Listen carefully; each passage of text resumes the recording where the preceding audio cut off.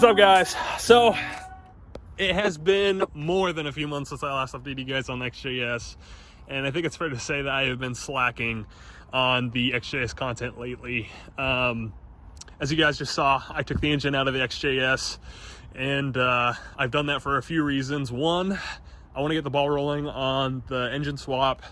Two, I really want to start the body work to get the car repainted. And three, I really just need to start doing work to this.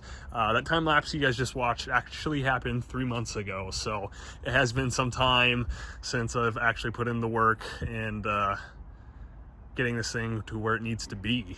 In terms of body work, what we need to do is get this guy pulled and then maybe get it smoothed out, a little bit of body filler. I need to address some of this rust and a little bit of rust up there and also down here, as well as fill in this antenna hole. I feel like I've touched on that on a few videos, but for all the new people that are watching, if there are new people watching this, I plan on repainting this Nimbus white, which is the color it is right now. I did have plans of painting it red, but after thinking about it, I think I'm just gonna keep it the stock color. Not only has the white really grown on me, I think overall it would be the best path to choose in terms of getting this back on the road in a timely manner. And then that way I could start really diving into the engine swap and going about it that way. Like I said, you guys just saw me remove the engine. I want to show you guys the engine bay. One quick note, and I'm actually super proud of it. Before jumping in the engine bay, I did finally purchase a car trailer for the XJS. This will be a huge a key to the project, just because the engine is no longer in the car now. I'm unable to move it. But anyways, to the engine bay. So there it is, engine bay with no V12. It still needs to be cleaned up a lot. Actually, the reason why it's out here and the reason why it's on the trailer is because I brought it to a car wash and sprayed out the engine bay, and a lot of these wires are going to be removed. Plan for the car is that it's going to have a standalone ECU. I plan on running a Heltec, not sure exactly what model, but yeah, that's the plan for the car. A bunch of this will be removed. Kind of funny, when I put the fuel cell into the car, happened a few videos ago. If you guys haven't seen that video, please go check that out. I put the new fuel cell in the car, got it running, and then it was kind of running rich, and I replaced spark plugs, and after that it just wouldn't start up again. I don't know what what the problem was. It's definitely a Lucas Electronics problem, and I was like, you know what, I'm gonna yank it out. While the hood is open, let's get back in here real fast. I do want to touch on a few things in here, mainly being the IFS, the independent front suspension. I do plan on removing this from the car at some point and redoing the whole thing, including the power rack and pinion. I want to get a new ZF power rack and pinion in there. Removing that power steering cooler, moving up front, that is a terrible spot. It just cooks up the power steering fluid, and it's, I don't know, it's bad. And also replacing lines is terrible. So I'm definitely moving that. Placing that to aluminum. Like I said, just basic cleanup of everything. I do want to paint the engine bay. I just don't know how far I want to get into it, just because I already know it's going to be a pain removing all of this and putting it back in. So we'll go from there. But anyways, I feel like there's a lot of rambling going on in this first half of the video, so I'm going to cut it here. Next video, next clip you guys will see is something about the engine and stuff like that, and then we'll get started with some body work. So I will see you guys in the garage. All right, guys, so we are back in the garage. Not only did I want to show you guys the new engine, I also want to show you guys the engine that came out of the car. So stock 5.3 liter V12. The only thing I was running different was some headers, and then also I removed a bunch of stuff, AC, the stock smog pump and stuff like that. You guys could see the Turbo 400 transmission back there, and then obviously you guys could see the individual throttle bodies, which I was not running before, but I will be running on the new engine. These are made by Genv. I don't have the throttle bodies on there yet. I actually just got those on order. Quite expensive, but finally got that done, and they should be here hopefully this month sometime. So the new engine's a 5.5 liter V12. How I'm getting the 5.5 liter displacement over the 5.3. I have increased the piston diameter size to 92 millimeters opposed to stock, which is 90.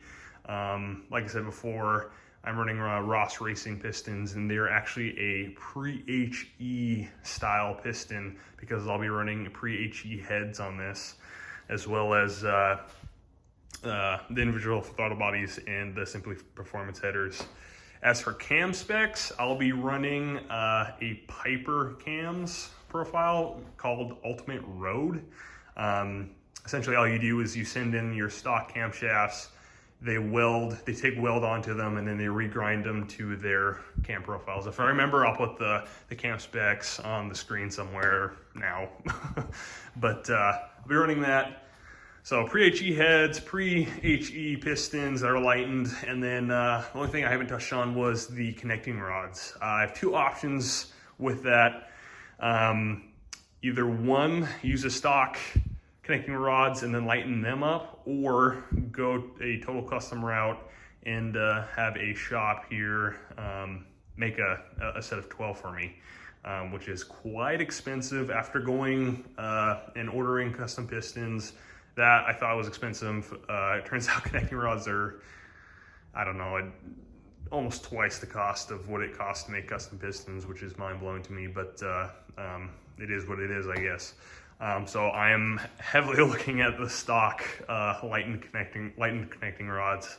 So yeah, in terms of oil sump, I would like to run a dry sump system. The only thing I'm having problems is trying to piece together a dry sump system for this block, just because there's no aftermarket support for this block, period, in terms of dry sump systems. So you're kind of stuck on making your own, which I would definitely say I'm a novice when it comes to dry sump. I'm even considering just running an external oil pump. That way you know, when this sits over the winter, I'm not just starting it dry. I could get a drill on the external oil pump and get some lubrication before I start it.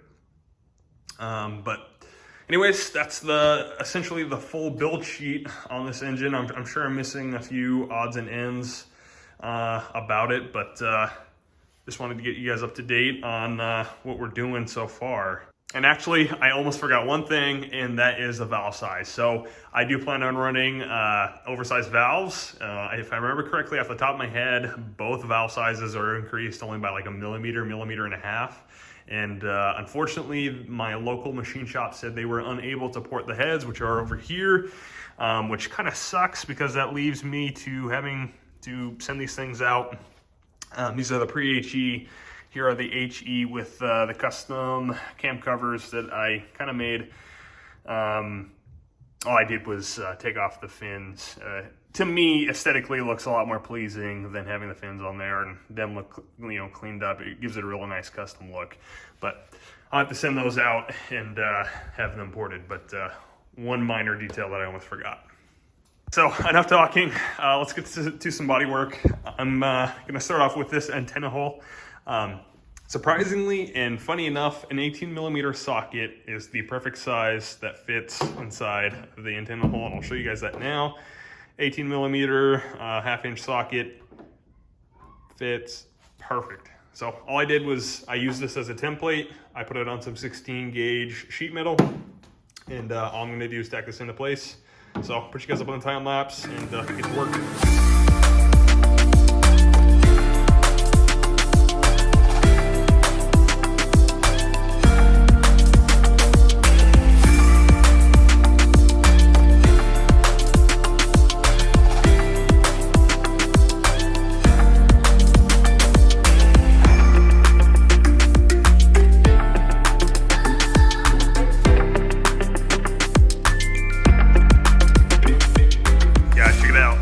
Antenna hole is now patched. You guys can still see a little bit of the welds there, but I think a little bit of body filler, some primer and some wet sanding will smooth that down just fine. Matches the body panel really nice. As you guys can see there, a little bit of waviness from up here, but where the actual patch is, you guys can't even see it. So I think body filler, some primer, some paint. I don't think you guys will be able to see it. So something I did off camera, and I did not film just because I forgot to do it, unfortunately, is I also patched up these rivet holes. So on some of the XJS's, mine being an 87, they had trim that went down, and all it really does is prevent door dings, which really is really cool, but I think removing those really cleans up the car a lot. So I got this done on this side and that side. So for somebody that's never done body work before, I think this is turning out okay. This weld right here kind of gave me a little bit of problems, and I'm hoping I could save this body line, and I think I will be able to, but as you can see, it kind of turned out a little bit nasty, but nothing crazy. Do a little bit more sanding, smooth that out a little bit, and I think it'll turn out okay. All right, guys, I'm actually going to cut the video here. The video's going on a little bit longer than what I expected it to be. Definitely from all the talking I was doing earlier on, but next video you guys see of the car, bodywork should be done, and we'll be ready for paint. So until then, I appreciate you guys watching the videos. I'll catch you guys in the next one. Thanks.